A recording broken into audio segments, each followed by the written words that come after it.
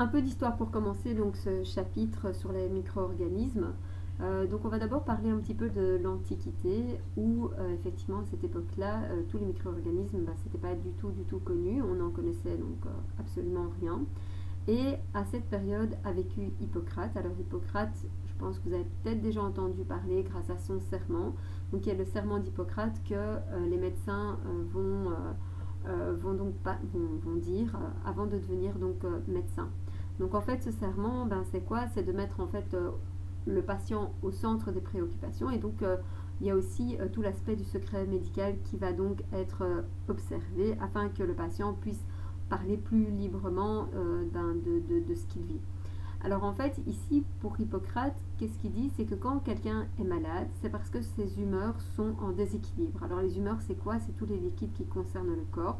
Donc on peut avoir l'eau, le sang, par exemple le pipi, les urines, enfin bref, les selles, etc. Et donc, lui, qu'est-ce qu'il va faire? C'est qu'il dit, voilà, s'il est malade, il va falloir, par exemple, enlever le sang qui n'est pas bon ou les selles qui sont viciées, etc., etc. Et donc, en fait, il va mettre en place plusieurs procédés. Donc, le premier procédé, donc, c'est la saignée. Alors, la saignée, en fait, c'était un sort de petit tube fin qu'on introduisait, en fait, dans la veine. Alors voilà, donc ici je vous montre un peu à quoi ressemblait l'instrument en question. Donc vous voyez avec ceci, donc effectivement on faisait un trou dans le bras et donc effectivement ça saignait au vu de l'engin et donc on récoltait le sang qui était en fait vicié dans cette coupe. Alors une autre technique, c'était le cauter. Alors le cauter vient du terme cautérisation et donc effectivement lorsque quelqu'un saignait abondamment, eh bien on appliquait un fer incandescent sur la blessure afin de rapidement stopper l'hémorragie. Bon, à l'époque, on n'avait pas encore les fils de soie, etc. pour recoudre. Et donc, c'était la seule façon, plus ou moins, en fait, de permettre l'arrêt d'une hémorragie mortelle. Le problème des cautères, c'est qu'en fait, les brûlures avaient une tendance à s'infecter et donc la personne pouvait mourir suite à une infection importante. Alors, il y avait également le purgatif. Donc, en fait, on faisait manger des choses aux patients qui, en fait, le faisaient aller à la toilette pour se vider de nouveau des selles qui étaient viciées, malades. Alors moi, le problème de tout ça, effectivement, comme la saignée, etc., il faut vous imaginer, la saignée, l'instrument, on n'allait jamais le désinfecter, donc on passait d'un patient à l'autre. Donc vous imaginez que vous aviez un patient qui avait la rougeole et puis un autre qui avait la grippe. On donnait gentiment la rougeole à celui qui avait la grippe, puis on allait au troisième patient qui recevait gentiment la rougeole et la grippe. Ça c'était souvent le problème. Donc la saignée, le gros souci c'est que les gens n'allaient pas forcément mourir de la maladie dont ils souffraient, mais ils allaient souvent mourir à cause du traitement qu'on leur infligeait. Alors, il faut savoir quand même que jusqu'au XVIIIe siècle, eh bien, ces pratiques ont été faites sur les patients. Et donc, en plus, il faut savoir que la dissection à l'époque était complètement interdite. Et donc, à cause de ça, les progrès en médecine ont été quand même vraiment fortement freinés. Alors, ils se sont quand même rendus compte qu'effectivement, on avait les maladies pour un patient, mais que, en effet, il arrivait que lorsqu'un patient était malade, on constatait que d'autres patients étaient également malades.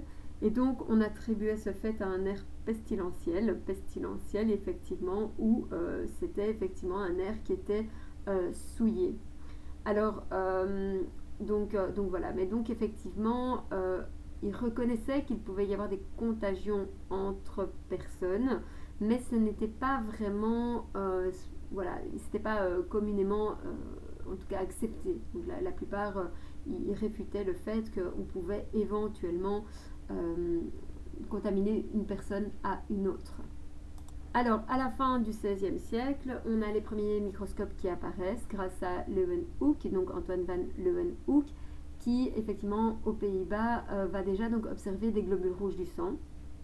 Et puis, on va avoir Marcello Malpighi qui, lui, va qui va pouvoir décrire certains organes. Bon, bien sûr, s'il a pu les décrire, c'était tout à fait proscrit, puisqu'à l'époque, il ne faut pas oublier de nouveau que c'était interdit de disséquer. Et puis en 1774, on va commencer à se rendre compte qu'on a vraiment des organismes qui sont invisibles à l'œil nu. Alors, en fait, en 1860, on va reconnaître l'existence également des bactéries. Et c'est là que ça va permettre un bond en avant dans l'industrie, la médecine et l'hygiène. Donc à ce moment-là, on va avoir donc Pasteur, qui va lui décrire pas mal de bactéries différentes, notamment pour la fermentation du vin, de la bière, etc. Et puis il va également soigner un jeune garçon qui aura été mordu par des chiens enragés. Et donc c'est lui qui va donc mettre au point le premier vaccin.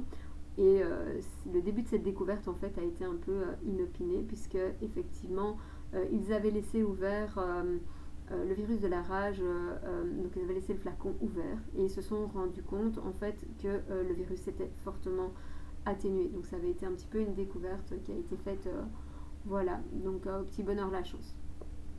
Donc voilà, donc quels étaient les traitements préconisés par Hippocrate à l'heure d'aujourd'hui et pourquoi ces traitements sont-ils considérés comme dangereux? Donc on a dit il y a la saignée, donc effectivement pas stérilisée, donc pas mal d'infections qui circulaient. Le cautère, là vraiment important car il permettait de stopper l'hémorragie, mais il allait affaiblir vraiment fort le patient. Et puis les purgatifs. Et donc de nouveau une perte d'eau et un affaiblissement du malade. Donc le problème de tous ces